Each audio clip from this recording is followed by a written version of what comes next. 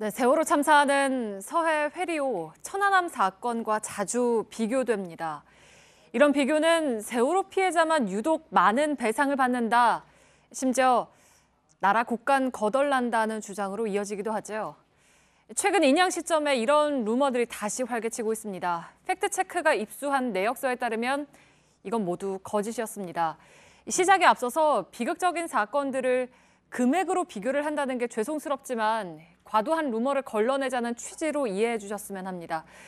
오대영 기자, 일단 이 세월호 피해자들이 받은 배상금이 얼마입니까? 네, 지금 보여드릴 이 자료가 언론에 공개되는 건 아마 처음일 겁니다. 네. 단원고 피해 학생 유족 측이 받은 배상금 결정서입니다. 네. 여기 나와 있는 금액이요, 유족들이 정부에서 지급받은 금액입니다. 네, 신상 정보가 쓰여 있어서 화면이 좀 흐린데 네.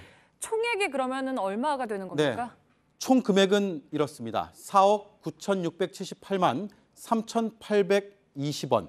네. 지금 잘못된 수치로 보도가 많이 나가고 있습니다.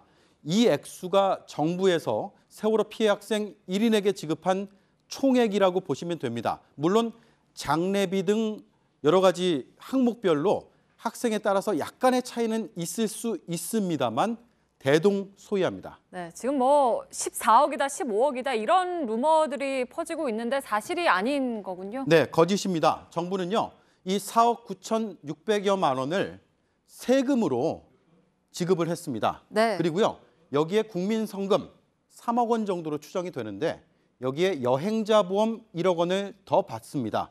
이 돈은 세금과는 거리가 멀고 저 노란색만 세금입니다. 네, 그러니까 순수하게 국민의 세금에서 나온 배상금은 4억 9천만 원 정도인 거죠? 그렇습니다. 그런데 그것도요, 나중에 청해진 해운과 정부에 누가 더 책임이 많으냐 그 비율을 따진 뒤에 일부는 청해진 해운에서 구상권을 청구해서 받아낼 수 있습니다. 그래서 저 전체가 세금이라고 단정할 수도 없죠.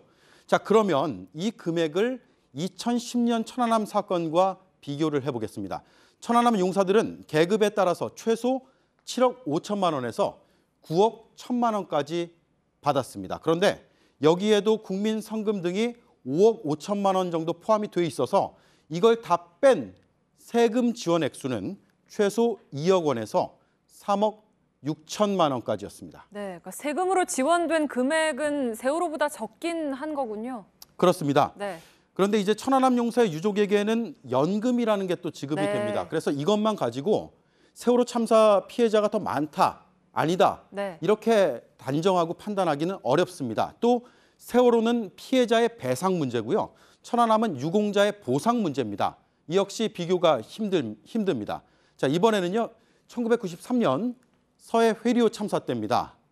당시 정부는 유족들에게 9,910만 원의 합의금을 주겠다 이렇게 밝혔습니다. 네, 그러니까 1억 원에 좀 못 미치는 금액인데 물가 변동을 감안한다고 하더라도 상당히 좀 적은 금액 아닙니까? 금액이 비교하면 적은데요. 네. 그런데 일부 유가족들이 안 된다라고 하면서 소송을 정부를 상대로 제기를 해서 실제로 어떻게 됐느냐. 그 결과 정부와 선박회사 등의 과실이 90%로 드러났습니다. 그래서 2억 원에서 4억 원가량의 피해 배상이 확정이 됐습니다. 수사를 하다 보니까 국가의 그 과오가 많이 발견이 됐어요. 나중에 민사소송을 제기한 사람들이 그 형사 기록을 검증을 하니까 그 내용이 그대로 다 드러났잖아요. 이제 그러니까 뭐 다툴 필요가 없게 돼버린 거죠, 사실. 네, 약 20년 만에 물가가 지금 2배 올랐습니다. 이런 것까지 다 감안을 했을 때 세월호만 과도하다? 거짓입니다. 네, 그러니까 이렇게 천안함 그리고 서해 회리호하고 이렇게 비교를 해보니까 답이 좀 명확하게 나타나는데요. 네, 그리고 더 중요한 거 제가 보여드리겠습니다. 앞서 보여드린 배상금 결정서입니다.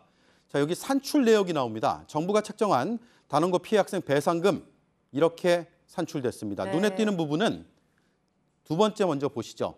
일실 수익입니다. 생존했다면 예상되는 소득을 배상금에 넣은 건데요. 도시 일용직 근로자 평균 임금을 적용해서 월 193만 원 계산을 했습니다. 그런데 이 193만 원도 생존을 했다면 3분의 1 정도는 생활을 하면서 쓴다고 가정을 해서 3분의 2만 반영을 했고요. 그 금액에 60세까지 일한다고 기간을 곱했습니다. 자, 세 번째, 위자료. 일반 교통사고 피해자에게 법원이 적용하는 그 액수와 동일합니다. 따라서 결론입니다. 학부모들이 정부를 상대로 무리하게 배상금을 더 받아냈다는 주장, 거짓.